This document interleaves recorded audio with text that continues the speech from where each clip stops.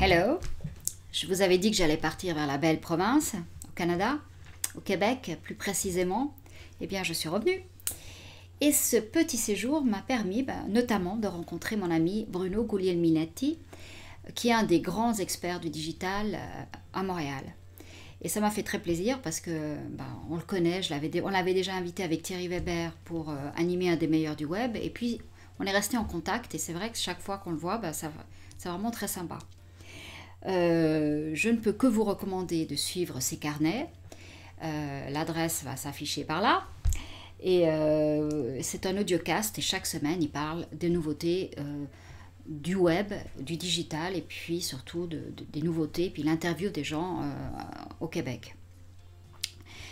On s'est rencontrés dans un restaurant et dans ce restaurant, il y avait le grand tycoon du digital, le grand investisseur du digital au Québec qui est Alexandre Taillefer. Et ça a donné l'occasion, c'est le sujet de ce podcast cette fois-ci, de parler d'un projet qu'a monté Alexandre Taillefer, en tout cas il l'a financé, qui s'appelle Théo Taxi.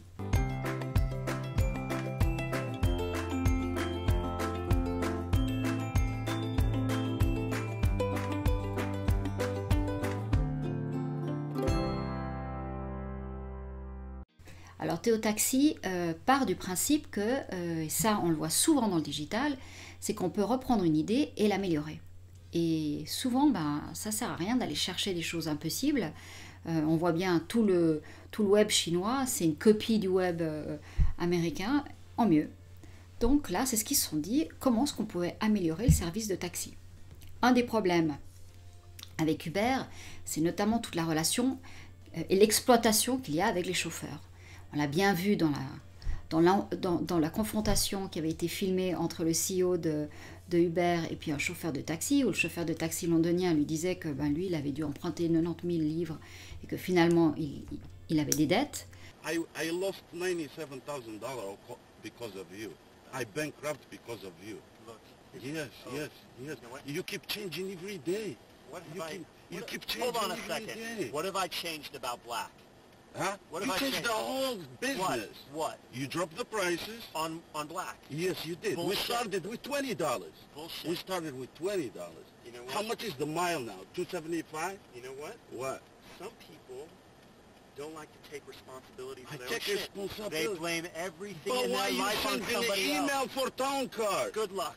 Good luck to you too, but I know you don't gonna go far. Et donc, c'est vrai qu'au fur et à mesure que ce modèle s'impose, d'ailleurs le mot ubérisation de la société s'est généralisé, c'est vrai que le public qui lui a envie d'avoir de nouveaux services digitaux n'a peut-être pas envie d'exploiter encore plus les gens qui sont en train de vivre de ces nouveaux services. Donc toute la réflexion avait été faite pour Théo Taxi de se dire comment est-ce qu'on peut créer un nouveau contrat, je dirais presque un contrat social entre les chauffeurs de taxi et puis la compagnie.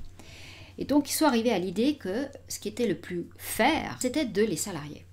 Et donc, l'idée, c'est de les payer au minimum 15 $ canadiens de l'heure, leur offrir 2 semaines de vacances et puis leur laisser faire des heures supplémentaires.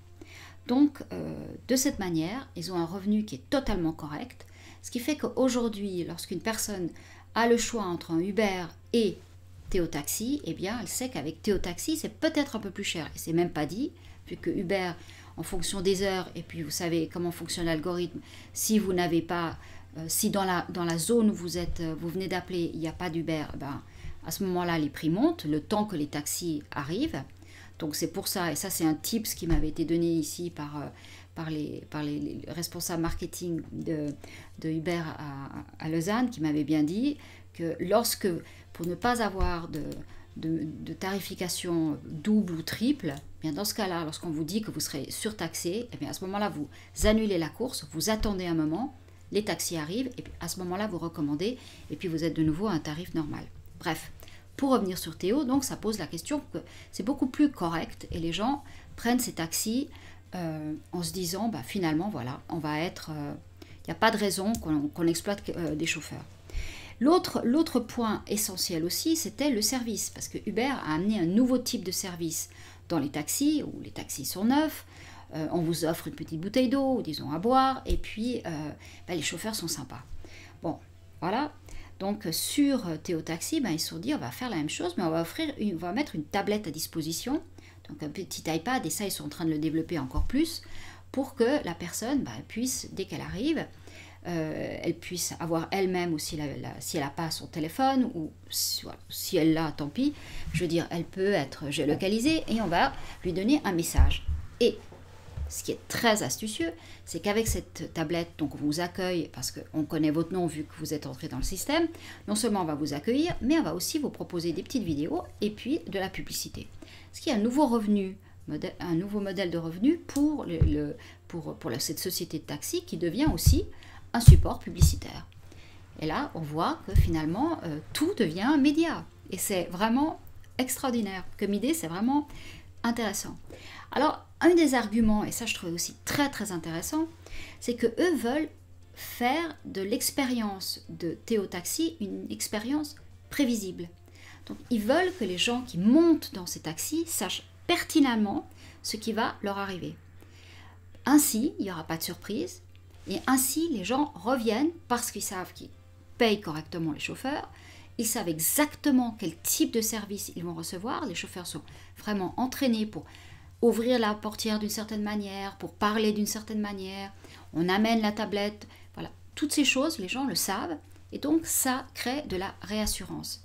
Et c'est intéressant dans un monde disruptif, comme les publicitaires aiment bien dire, où finalement on n'arrête pas d'amener de la nouveauté, de se dire que finalement ce qui rassure le plus les gens, eh bien, c'est la régularité. Et ça, je trouve que c'est vraiment un concept, vraiment une piste très très très intéressante et très nouvelle. Donc, ce qu'ils veulent aussi, là aujourd'hui ils ont à peu près 125 taxis sur 400 taxis qui sont dans l'agglomération de Montréal. Donc eux, leur idée c'est vraiment de développer de plus en plus cette formation.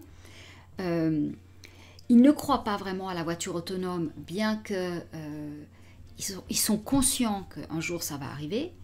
Mais dans le domaine du taxi, il faut bien croire que la question de la sécurité est clé. Qui accepterait de rentrer dans une voiture, à part des geeks qui sont là en train de faire des démonstrations pour la voiture de Google, mais je veux dire, le grand public n'acceptera jamais de rentrer dans un taxi où il n'y a personne, où il n'y a même pas un volant, ou une pédale, ou quelque chose qui permettrait d'arrêter la voiture. Donc cette idée d'imaginer des taxis, ou disons des voitures servicielles qui seraient sans conducteur, pas pour aujourd'hui. Il va falloir quand même un certain temps pour que les gens s'habituent à cette idée, qu'ils aient testé eux-mêmes. C'est pas aussi nouveau. Et là, c'est assez intéressant ce que les gens de Théo Taxi disaient, c'est que ça prendra le même temps que les gens, les cartes de crédit ont pris pour que les gens acceptent de payer online. C'était assez long. Il a fallu vraiment les rassurer de manière à ce que ils acceptent de donner leur numéro de carte de crédit. Donc c'est pas des choses, disons, on pense toujours que c'est la nouveauté technologique qui est le plus intéressant pour les gens. Et comme je l'ai dit, c'est finalement la régularité, c'est la certitude d'avoir un service de qualité et la certitude de générer un rapport. Alors ça, peut-être pour Canada, c'est d'autant plus important parce qu'on fait très attention à ce type c'est une société où vraiment on est très soucieux du respect de l'autre, donc de pouvoir recevoir un service tout en le rémunérant de manière très correcte. Et ça, je trouve que c'est vraiment c'est très intéressant et ils vont encore plus loin parce que pour eux l'écologie est aussi important et donc les trajets parce qu'ils veulent maintenant équiper des voitures électriques de plus en plus sur ce réseau de Théo Taxi et donc ils vont essayer de calculer le bénéfice, l'empreinte de carbone négative qu'on va générer grâce à l'emploi de ces voitures et plus vous utiliserez leur voiture, plus vous ferez du bien à l'écologie et plus vous recevrez des points qui vous permettront d'avoir des rabais sur les prochaines courses. Donc on voit bien de nouveau, c'est un écosystème cohérent, fermé, mais qui permet de donner de l'humanité, qui permet de donner, je dirais, du développement durable, qui permet d'amener aussi un partage, une équité. Et ça, je trouve que c'est très important parce que le web, ce n'est pas que de la technologie, ce ne sont pas que des algorithmes. et le public va choisir. Il va y avoir de plus en plus d'offres et on le voit bien. Et pourquoi est-ce que vous allez prendre un service plutôt qu'un autre? Eh bien, voilà, c'est peut-être parce qu'il y a des valeurs éthiques. Et ça, je pense que c'est essentiel et il ne faut pas l'oublier. Alors, dans ce monde du taxi, disons de la voiture louée ou empruntée, Montréal a aussi une autre approche. Ça s'appelle Car to Go, Car de Go, où ce sont des smarts qui sont mises à disposition sur la rue. Donc on s'enregistre sur l'application et puis on allume son application et on va découvrir si dans la rue où on se trouve on va avoir ou pas des smarts. Donc par l'application on peut ouvrir directement ces voitures, on les emprunte et on conduit, et à l'endroit où vous arrivez, eh bien vous les laissez et puis une autre personne les retrouvera, qui pourra la prendre. Donc il n'y a pas besoin d'aller dans une borne précise, ni dans un parking qu'on peut avoir avec Mobility. Et là, le tarif, c'est 0,41 $ la minute. La journée, ça vous revient à 55 $ la journée, c'est à peu près 44 francs suisses. Donc on voit qu'il y a des modèles intéressants. L'idée même de posséder une voiture, eh bien, on l'a bien vu dans la génération, les millennials, c'est une idée qui va petit à petit devenir moins courante. Disons, la voiture ne fera plus l'homme, c'est plus un passage obligé comme la cigarette, l'a été aussi à une certaine époque. Donc on peut se passer de posséder une voiture, mais voilà, on peut emprunter, et ça c'est des initiatives qui sont assez originales et qui vous permettent ponctuellement d'avoir accès à la mobilité. Alors dans une ville comme Montréal où il y a tellement de neige, des smarts, de ce que j'ai vu, ça m'a l'air assez ouf, parce que vous avez des murs de neige à n'en plus finir, et franchement, à moins de pelleter pendant des heures, je ne sais pas si c'est la meilleure marque pour ce genre de service, mais disons le modèle où vous pouvez prendre et le laisser un peu comme un Vélib, je trouve que c'est vraiment intéressant. En plus, à Montréal, il n'y a pas vraiment de problème de parking. Les places sont énormes, c'est vraiment, on est sur des modèles de voitures plutôt de 4x4. Donc, bon, c'est assez original, peut-être pour eux. Pour nous, c'est moins original. Mais je trouve que, bon, de ce que j'ai vu, le modèle me semble un peu étonnant, mais voilà. Mais en tout cas, on peut voir qu'il y a des nouvelles formes, des applications qui deviennent très concrètes. Et je trouve que c'était très intéressant, ce lien entre éthique, développement technologique, algorithme, et puis nouveau business, quoi. Alors voilà, écoutez, j'espère vous avoir intéressé. J'ai fait un petit peu plus court cette fois-ci, parce que la dernière fois, 20 minutes, c'était archi long. Donc là, je crois que je suis dans les bons temps. Et la semaine prochaine, je vous parlerai de VR and AR, donc réalité augmentée et virtuelle. Au revoir!